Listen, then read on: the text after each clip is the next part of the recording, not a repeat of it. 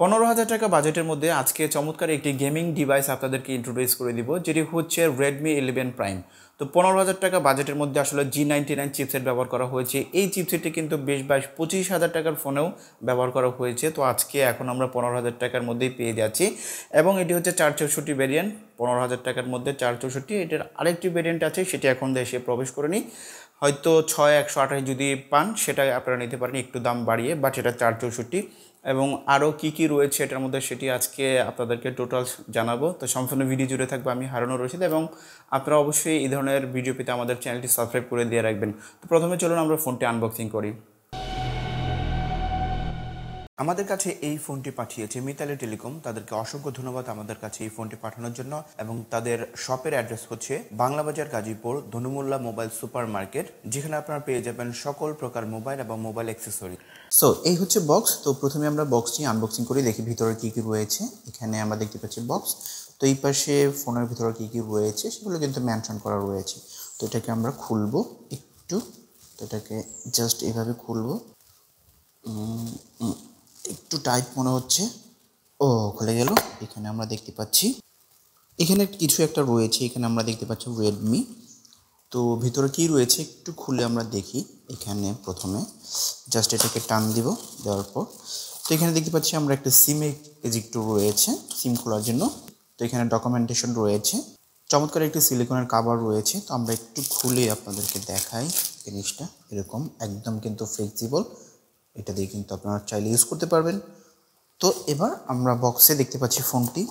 তো এই হচ্ছে ফোনটি। তো আমরা একটু ফোনটি সরিয়ে আরও ভিতরে কী কী রয়েছে সেটি একটু দেখি। তো একটি টাইপ সি কেবল পেয়ে যাচ্ছি, যেটা দিয়ে আমরা ফোন চার্জ প্লাস হচ্ছে ইউএসবি হিসেবে ব্যবহার করতে পারবো। 22.5 ওয়াটের একটি ফাস্ট চার্জার রয়েছে, যেটি দিয়ে ফোনটি কিন্তু খুব দ্রুত চার্জ করা যাবে। তো এই চার্জারটা আমরা বক্সের সাথেই পেয়ে যাচ্ছি।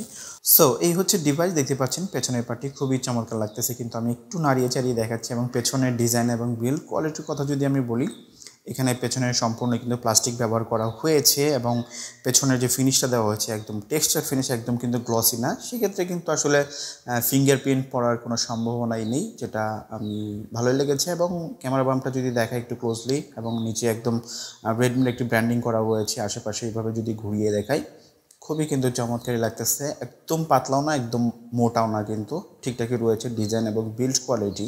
চিপসেট হিসেবে ফোনটিতে কিন্তু ব্যবহার করা হয়েছে একটি gaming chipset, Helio G99 chipset ব্যবহার করা হয়েছে। এবং ফোনটি কিন্তু রান হচ্ছে অ্যান্ড্রয়েড 12, যেখানে ইউআইটা ব্যবহার করছে 13 MI UI 13।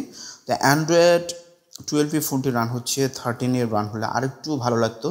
এবং যেহেতু এটি হচ্ছে G99 চিপসেট, একটি গেমিং চিপসেট, এখানে যেহেতু আমার হাতে যে ডিভাইসটি রয়েছে এটা কিন্তু 464, যারা 664 ইউজ করবেন সেটা কিন্তু আরেকটি স্মুথ ভালো কাজ করবে।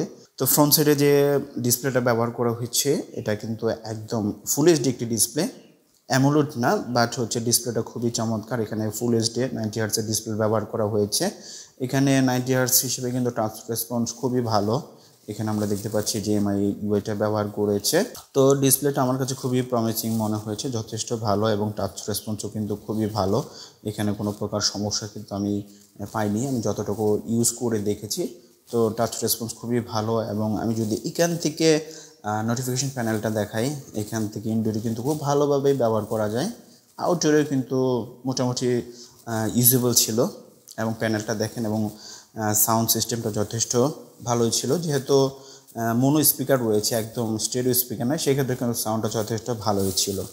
তো এবার আমার কাছে সাইড প্যানেলটা যদি বলি, এখানে আমি যদি সাইড প্যানেলটা বলি, ডান পাশে রয়েছে ভলিউম রকার, তার নিচে রয়েছে পাওয়ার বাটন, এবং পাওয়ার বাটনের মধ্যে কিন্তু ফিঙ্গারপ্রিন্ট সেন্সরটি ইমপ্লিমেন্ট করা রয়েছে, যেটা খুব ভালোই কাজ করছিল। একদম কিন্তু সাথে সাথে না করলেও একটু ডিলে আছে, বাট আমার কাছে মনে হচ্ছে যে আসলে এটা ইউআই রিলেটেড কোনো প্রবলেম হতে পারে, সেন্সরটা খারাপ না। এবং একদম নিচের অংশে রয়েছে, এখানে দেখতে পাচ্ছি প্রাইমারি মাইক্রোফোন রয়েছে, ইউএসবি টাইপ সি রয়েছে, এবং বটম ফায়ারিং সিঙ্গেল স্পিকার রয়েছে, যেটা সাউন্ড যথেষ্ট ভালোই ছিল।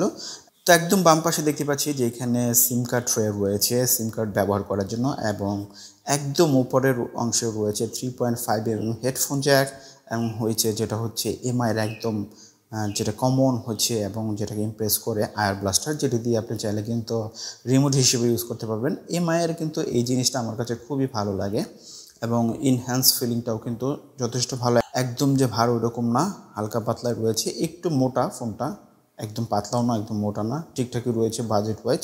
এখন যদি আমরা ক্যামেরা সেকশনের কথা বলি, এখানে দেখেন পিছনে 3টা ক্যামেরা ব্যবহার করা হয়েছে, যেটির প্রাইমারিটি হচ্ছে 50 মেগাপিক্সেলের এবং সেকেন্ডারি যে 2টি ক্যামেরা রয়েছে 2 মেগাপিক্সেল প্লাস হচ্ছে 2 মেগাপিক্সেল।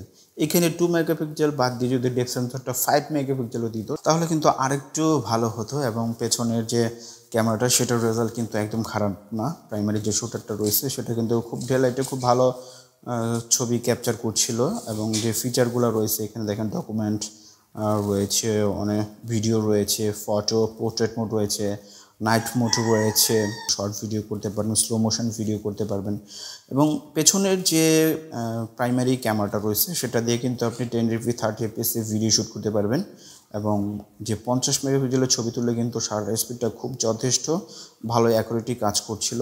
এবং ফ্রন্ট সাইডে যে ক্যামেরাটি রয়েছে সামনের ক্যামেরাটি দিয়ে কিন্তু সেলফি টেলফি তুলে অনায়াসে সোশ্যাল মিডিয়াটি ইউজ করতে পারবেন এবং পেছনের প্রাইমারি ক্যামেরা দিয়ে 1080p 30fps ভিডিও শ্যুট করতে পারবেন এবং সামনের ক্যামেরা দিয়েও 1080p 30fps ভিডিও শ্যুট করতে পারবেন। কিন্তু দুঃখের বিষয় হচ্ছে এখানে ভিডিওতে স্টেবিলাইজেশন পাবেন না। ব্যাটারি হিসেবে ফোনটিতে রয়েছে 5000 মিলিঅ্যাম্পিয়ার ব্যাটারি এবং যেটি চার্জ করার জন্য রয়েছে 22.5 ওয়াটের ফাস্ট চার্জার রয়েছে এবং ফোনটি কিন্তু একবার চার্জ করলেই আপনি অনায়াসেই 1.5 থেকে 2 দিন ইউজ করতে পারেন নর্মাল। এবং যেহেতু এটি গেমিং চিপসেট, আপনি যদি একটু ভারী ইউজ করেন সেই ক্ষেত্রে অনায়াসে 7 থেকে 8 ঘন্টা কিন্তু একটানা আপনি গেমস খেলতে পারবেন, কোনো প্রকার সমস্যা হবে না। এবং এই ডিভাইসটি দিয়ে কিন্তু আমি কল অফ ডিউটি এবং হচ্ছে অ্যাসপাল্ট 9 দেন হচ্ছে পাবজি বলেন আপনারা কিন্তু অনায়াসে খেলতে পারবেন, যেহেতু একটি গেমিং চিপসেট। এবং আপনি যদি 6128 নেন তাহলে কিন্তু আরেকটু বেটার পাবেন। যেহেতু এটা 464 2 GB র্যাম বেশি হলে কিন্তু আরেকটু ভালো কাজ করবে। তো ওভারঅল ফোনটি কেমন লেগেছে আপনারা একটু কমেন্টস করে জানাতে পারেন এবং বিশেষ করে যারা এই ফোনটি ব্যবহার করছেন তাদের কোনো সমস্যা রয়েছে কিনা আপনারা কিন্তু ইউজার এক্সপিরিয়েন্সটা শেয়ার করতে পারেন আমাদের এই ভিডিওর নিচে। এবং যারা বিশেষ করে ব্যবহার করছেন তাদের কোনো প্রবলেম হচ্ছে কিনা তারাও কিন্তু এটা আমাদের এই ভিডিওর নিচে কমেন্টস করে জানাতে পারেন এবং এই ভিডিওটি কেমন লেগেছে আপনারা সেটাও কিন্তু জানাতে পারেন। তো বন্ধুরা, এই ছিল Redmi 11 Prime নিয়ে ভিডিও। আশা করছি ভালো লেগেছে। যদি ভালো লেগে থাকে আমাদের চ্যানেলটি সাবস্ক্রাইব করে দেবেন এবং পাশে থাকা বেল আইকনটা অল করে দেবেন। আজকের মতো এখানে এই ভিডিওটি শেষ করব। আল্লাহ হাফেজ।